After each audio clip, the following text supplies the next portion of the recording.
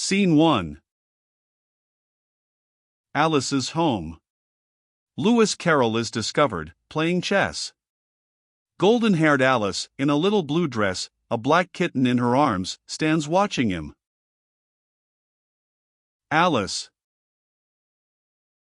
That's a funny game, Uncle. What did you do then? Carroll. A red pawn took a white pawn, this way.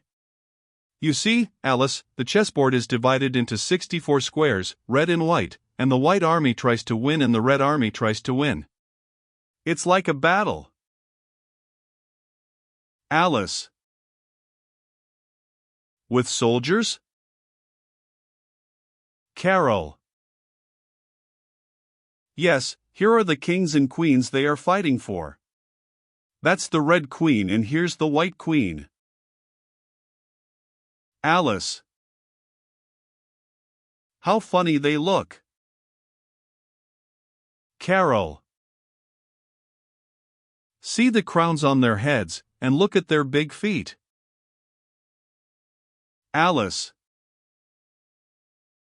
It's a foot apiece, that's what it is. Do they hump along like this? Carroll. Here. You're spoiling the game. I must keep them all in their right squares. Alice. I want to be a queen. Carroll. Here you are, he points to a small white pawn, here you are in your little stiff skirt. Alice. How do you do, Alice?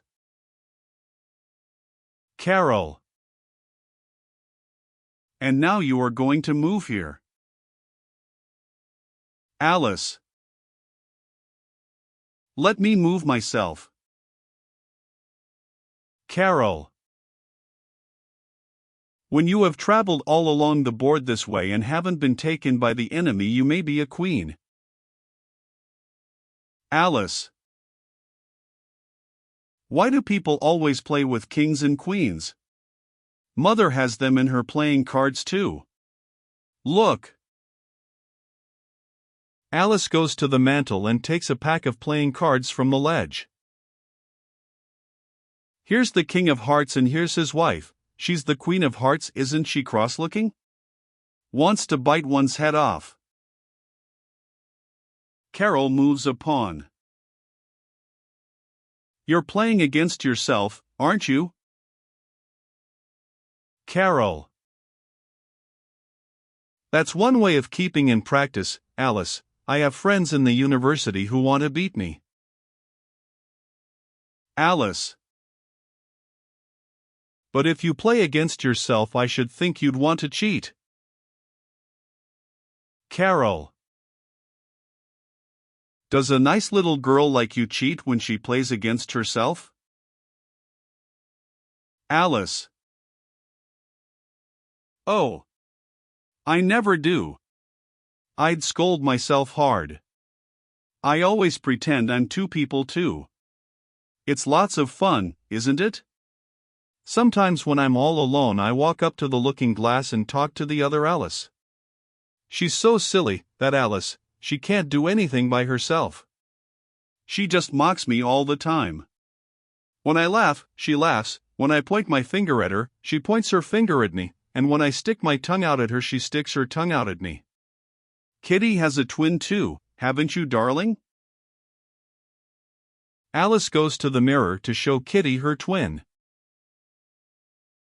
Carroll. I'll have to write a book someday about Alice in Wonderland, child of the pure unclouded brow and dreaming eyes of wonder, or Alice through the looking glass. Alice. Don't you wish sometimes you could go into Looking Glass House? See? Alice stands on an armchair and looks into the mirror. There's the room you can see through the glass. It's just the same as our living room here, only the things go the other way. I can see all of it, all but the bit just behind the fireplace. Oh.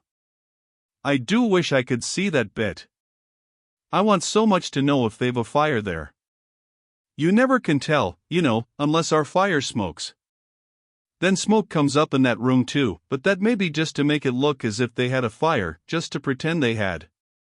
The books are something like our books, only the words go the wrong way. Won't there ever be any way of our getting through, Uncle? Carol. Do you think Kitty would find looking-glass milk digestible? Alice. It doesn't sound awful good, does it, but I might leave her at home. She's been into an awful lot of mischief today. She found Sister's knitting and chased the ball all over the garden where Sister was playing croquet with the neighbors. And I ran after the naughty little thing until I was all out of breath and so tired. I am tired. She yawns and makes herself comfortable in the armchair. Carol. Replaces the playing cards on the mantel and consults his watch. Take a nap. Yes, you have time before tea. Alice. Half asleep. We're going to have mock turtle soup for supper. I heard Mama tell the cook not to pepper it too much. Carol.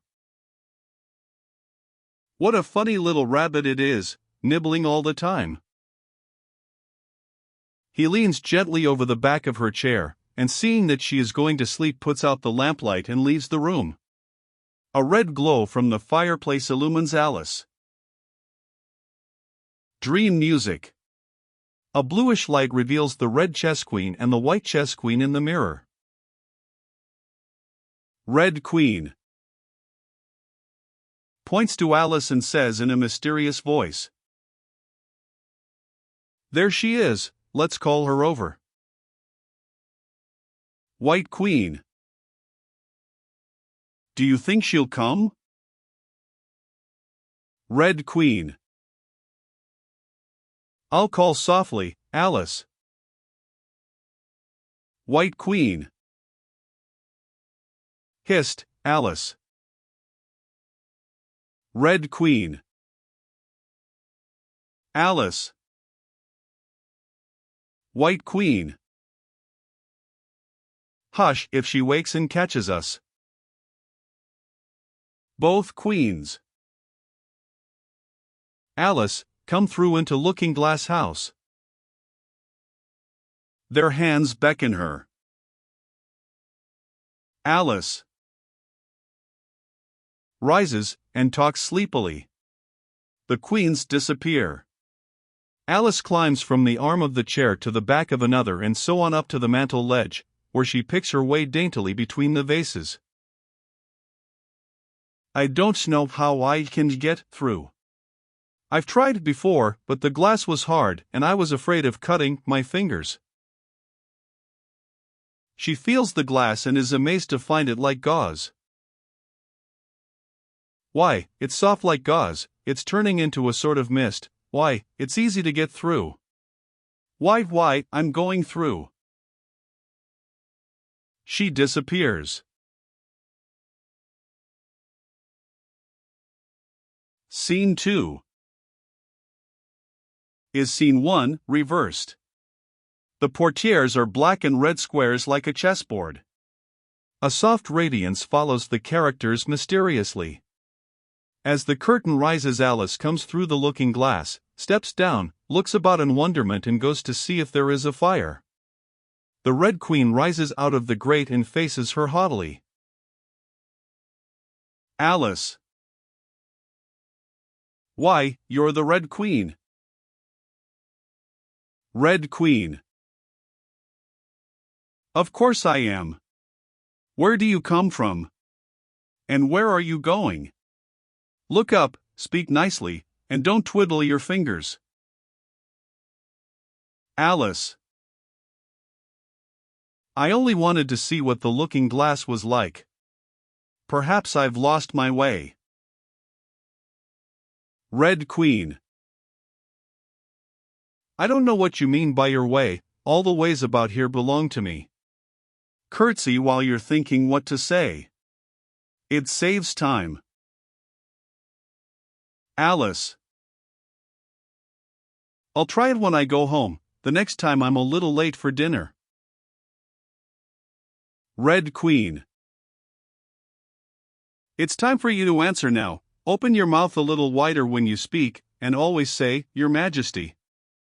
I suppose you don't want to lose your name? Alice. No, indeed. Red Queen. And yet I don't know, only think how convenient it would be if you could manage to go home without it.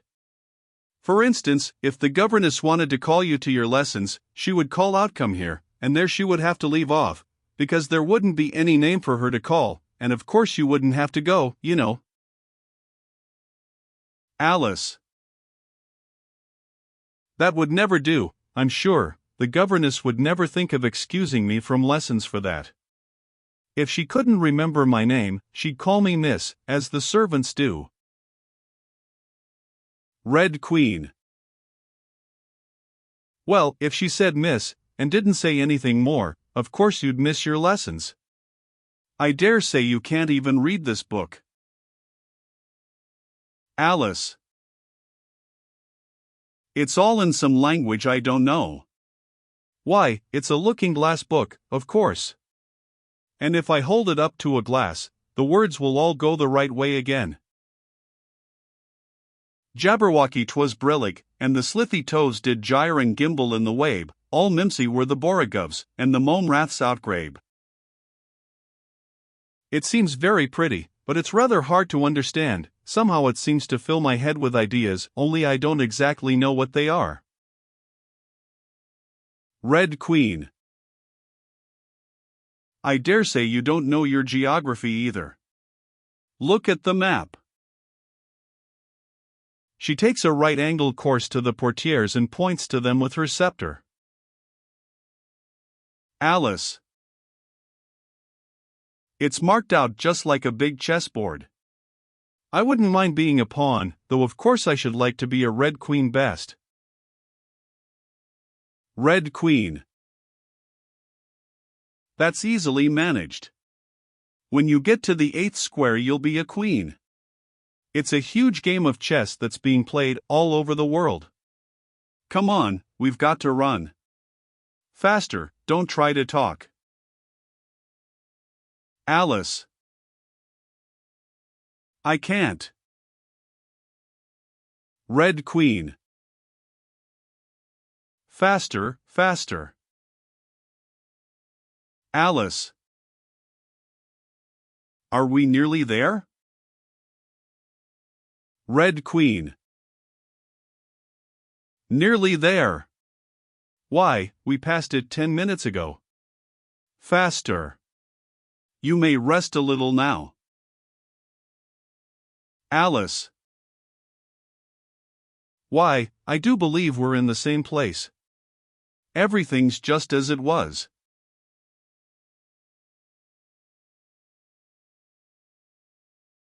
Red Queen. Of course it is. What would you have it? Alice. Well, in our country you'd generally get to somewhere else if you ran very fast for a long time as we've been doing. Red Queen.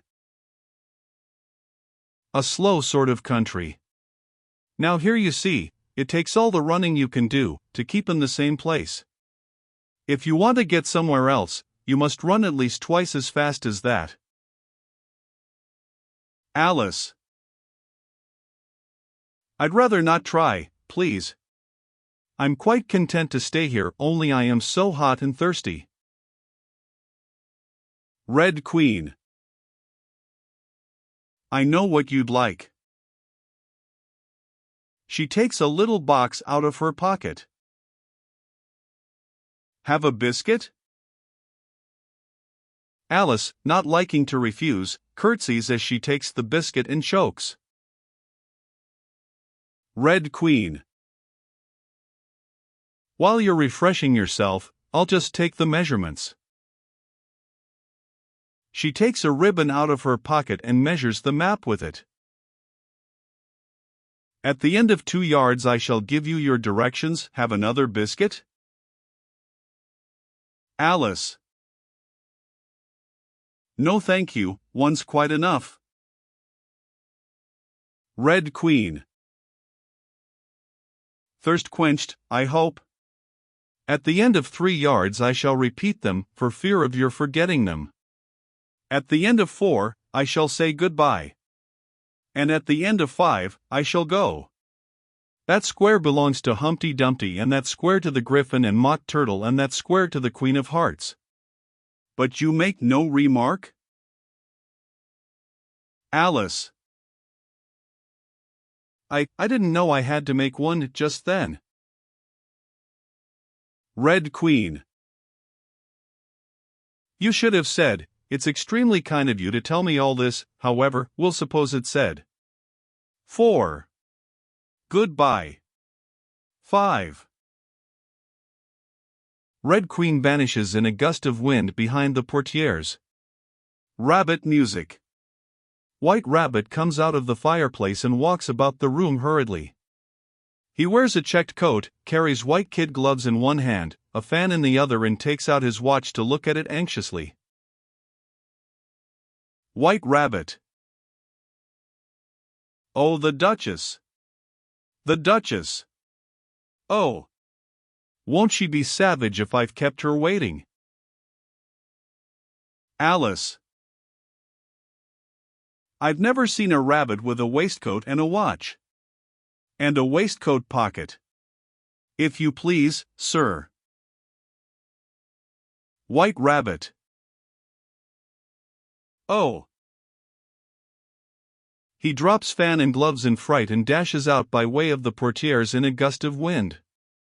Alice picks up the fan and playfully puts on the gloves. The portieres flap in the breeze and a shawl flies in. Alice catches the shawl and looks about for the owner, then meets the White Queen. I'm very glad I happened to be in the way. White Queen runs in wildly, both arms stretched out wide as if she were flying, and cries in a helpless, frightened way. Bread and butter, bread and butter. Alice. Am I addressing the White Queen? White Queen. Well, yes, if you call that addressing. It isn't my notion of the thing, at all. Alice. If your Majesty will only tell me the right way to begin, I'll do it as well as I can. White Queen. But I don't want it done at all. I've been addressing myself for the last 2 hours. Alice. Every single thing's crooked, and you're all over pins. May I put your shawl straight for you?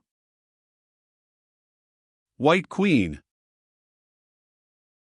I don't know what's the matter with it. It's out of temper. I've pinned it here, and I've pinned it there, but there's no pleasing it. Alice. It can't go straight, you know, if you pin it all on one side, and dear me, what a state your hair is in. White Queen. The brush has got entangled in it. And I lost the comb yesterday. Alice. Takes out the brush and arranges the Queen's hair. You look better now. But really you should have a lady's maid. White Queen. I'm sure I'll take you with pleasure. 2 pence a week and jam every other day. Alice. Who cannot help laughing. I don't want you to hire me, and I don't care for jam. White Queen. It's very good jam. Alice. Well, I don't want any today, at any rate. White Queen. You couldn't have it if you did want it. The rule is, jam tomorrow and jam yesterday, but never jam today. Alice. It must come sometimes to jam today. White Queen. No, it can't, it's jam every other day. Today isn't any other day, you know. Alice. I don't understand you, it's dreadfully confusing. White Queen. That's the effect of living backwards, it always makes one a little giddy at first. Alice. Living backwards. I never heard of such a thing. White Queen. But there's one great advantage in it, that one's memory works both ways. Alice. I'm sure mine only works one way. I can't remember things before they happen. White Queen. It's a poor sort of memory that only works backwards. Alice. What sort of things do you remember best? White Queen. Oh, things that happened the week after next. For instance now. She sticks a large piece of plaster on her finger. There's the king's messenger, he's in prison being punished, and the trial doesn't even begin till next Wednesday, and of course the crime comes last of all. Alice. Suppose he never commits the crime? White Queen. Binding the plaster with ribbon. That would be all the better, wouldn't it? Alice. Of course it would be all the better, but it wouldn't be all the better his being punished. White Queen. You're wrong there, at any rate, were you ever punished?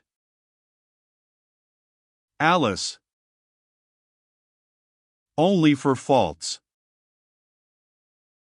White Queen. And you were all the better for it, I know. Alice. Yes, but then I had done the things I was punished for, that makes all the difference. White Queen. But if you hadn't done them, that would have been better still, better and better and better. Alice. There's a mistake somewhere. White Queen. Screams like an engine whistle, and shakes her hand. Oh, oh, oh. My finger's bleeding. Oh, oh, oh. Alice. What is the matter? Have you pricked your finger? White Queen. I haven't pricked it yet, but I soon shall. Oh, oh, oh. Alice. When do you expect to do it? White Queen. When I fasten my shawl again, the brooch will come undone directly. Oh, oh. Brooch flies open and she clutches it wildly. Alice. Take care.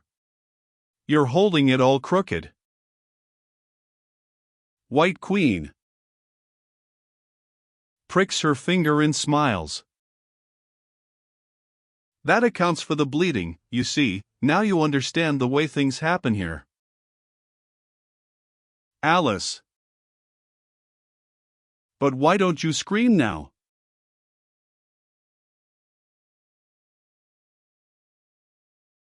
White Queen. Why, I've done all the screaming already. What would be the good of having it all over again? Oh. It's time to run if you want to stay in the same place. Come on. Alice. No, no. Not so fast. I'm getting dizzy. White Queen.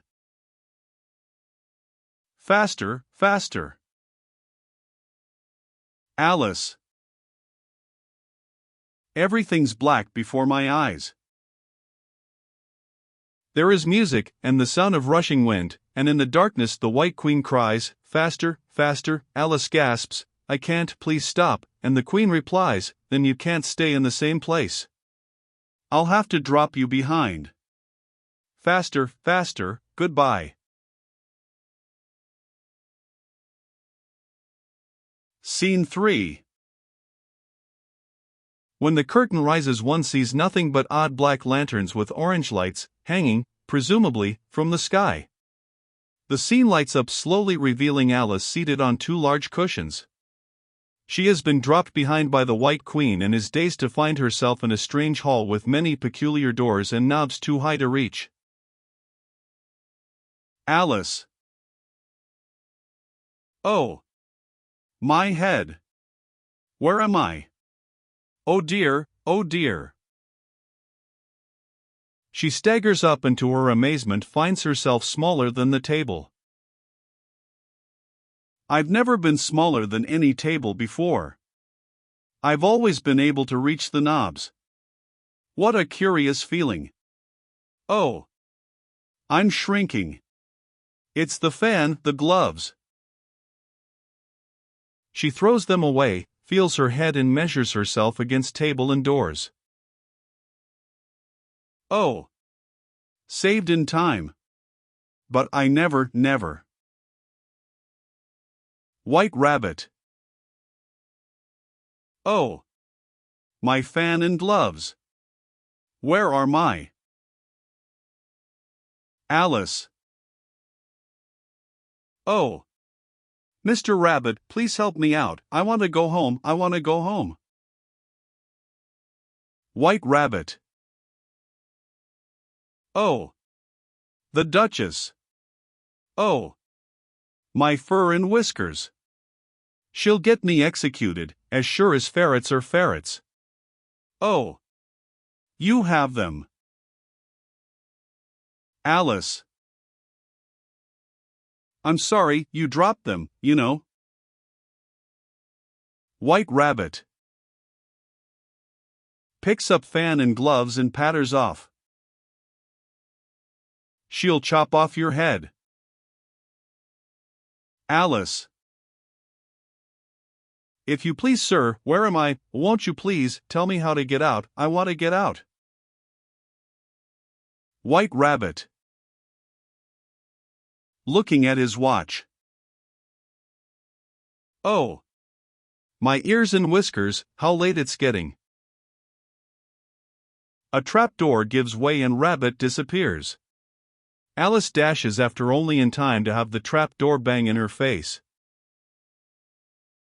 Alice. Amazed.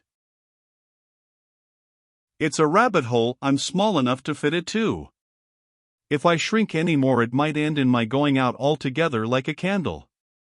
I wonder what I would be like then. What does the flame of a candle look like after the candle is blown out? I've never seen such a thing. Humpty Dumpty sits on the wall. Don't stand chattering to yourself like that, but tell me your name and your business.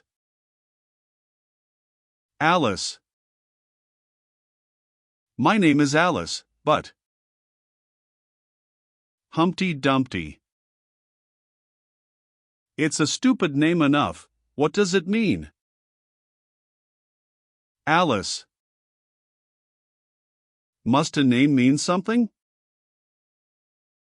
Humpty Dumpty.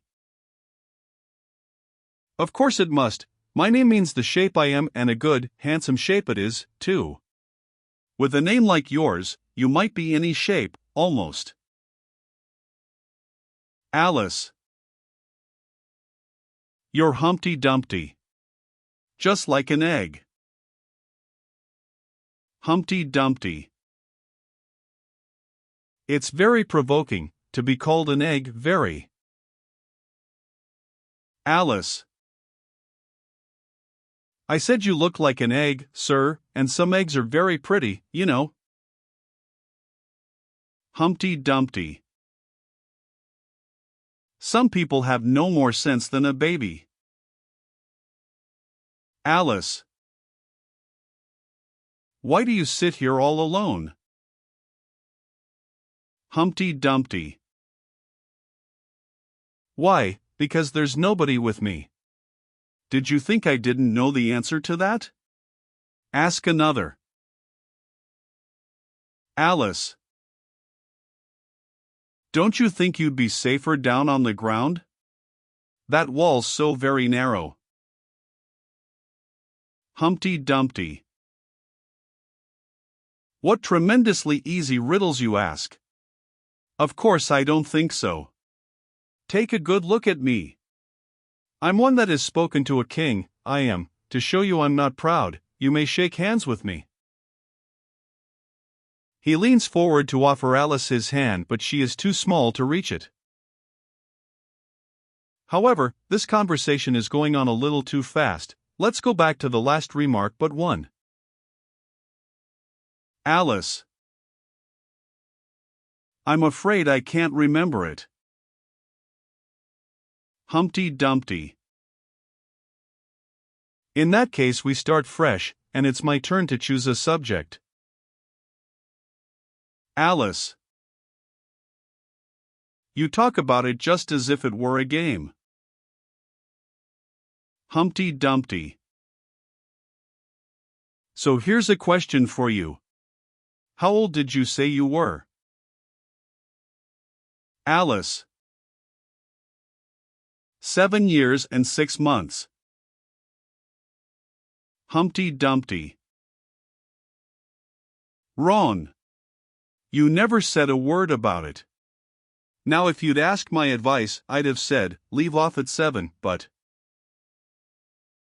Alice. I never ask advice about growing. Humpty Dumpty. Too proud? Alice. What a beautiful belt you've got on. At least, a beautiful cravat. I should have said, no, a belt. I beg your pardon. If only I knew which was neck and which was waist. Humpty Dumpty. It is a most provoking thing when a person doesn't know a cravat from a belt. Alice.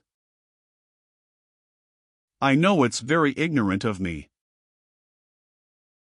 Humpty Dumpty. It's a cravat, child, and a beautiful one, as you say. There's glory for you. Alice. I don't know what you mean by glory. Humpty Dumpty. When I use a word, it means just what I choose it to mean, neither more nor less. Alice. The question is, whether you can make words mean different things. Humpty Dumpty. The question is, which is to be master, that's all. Impenetrability. That's what I say. Alice. Would you tell me, please, what that means? Humpty Dumpty. I meant by impenetrability that we've had enough of that subject, and it would be just as well if you'd mention what you mean to do next, as I suppose you don't mean to stop here all the rest of your life. Alice. That's a great deal to make one word mean. Humpty Dumpty. When I make a word do a lot of work like that, I always pay it extra. Alice. Oh. Humpty Dumpty. Ah, you should see 'em come round me of a Saturday night, for to get their wages, you know. That's all, goodbye. Alice. Goodbye till we meet again. Humpty Dumpty. I shouldn't know you again, if we did meet, you're so exactly like other people. Alice. The face is what one goes by, generally. Humpty Dumpty. That's just what I complain of. Your face is the same as everybody has, the two eyes, so nose in the middle, mouth under. It's always the same. Now if you had the two eyes on the same side of the nose, for instance, or the mouth at the top, that would be some help. Alice. It wouldn't look nice. Humpty Dumpty. Wait till you've tried. Goodbye. He disappears as he came. Alice. Oh. I forgot to ask him how to. She tries to open the doors. They are all locked. She begins to weep. She walks weeping to a high glass table and sits down on its lower ledge. She sits on a big golden key and picks it up in surprise. She tries it on all the doors, but it does not fit. She weeps, and Wonderland grows dark to her in her despair. In the darkness she cries, "Oh! I'm slipping! Oh, oh! It's a lake, oh! My tears! I'm floating!" A mysterious light shows a drink me sign around a bottle on the top of the table. Alice floats up to it panting, and holding on to the edge of the table takes up the bottle. Alice. It isn't marked poison. She sips at it. This is good. Tastes like cherry tart, custard, pineapple, roast turkey, toffee and hot buttered toast all together. Oh! Oh! I'm letting out like a telescope. A mysterious light shows her lengthening out. Music. But the lake is rising too. Oh! Oh! It's deep. I'm drowning. Help, help, I'm drowning in my tears. Griffin. HJCKRRH.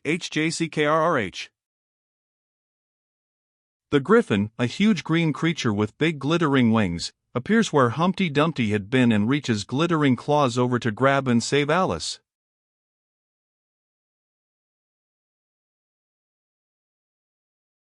Scene 4 is symbolic of a wet and rocky shore in a weird green light. The mock turtle is weeping dismally. Griffin. HJCKRRH. Mock turtle answers with his weeping. Griffin drags Alice in. Drop your tears into the sea with his. Alice. He sobs as if he had a bone in his throat. He sighs as if his heart would break. What is his sorrow? Mock turtle. Oh, Griffin, it's terrible. Griffin. It's all his fancy that. Mock turtle hasn't got no sorrow. This here young lady, she wants for to know your history, she do. Mock turtle. I'll tell it her.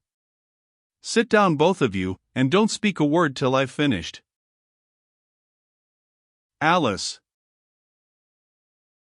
I don't see how you can ever finish if you don't begin. Mock Turtle. Once, I was a real turtle. A long silence is broken only by the exclamations, HJCKRH, of the griffin and the heavy sobbing of the mock turtle. Mock Turtle. When we were little, we went to school in the sea. The master was an old turtle, we used to call him Tortoise. Alice. Why did you call him Tortoise, if he wasn't one? Mock Turtle. We called him Tortoise because he taught us, really you are very dull. Griffin. You ought to be ashamed of yourself for asking such a simple question. Drive on, old fellow. Don't be all day about it. Mock Turtle. Yes, we went to school in the sea, though you mayn't believe it. Alice. I never said I didn't. Mock Turtle. You did. Griffin. Hold your tongue. Mock Turtle.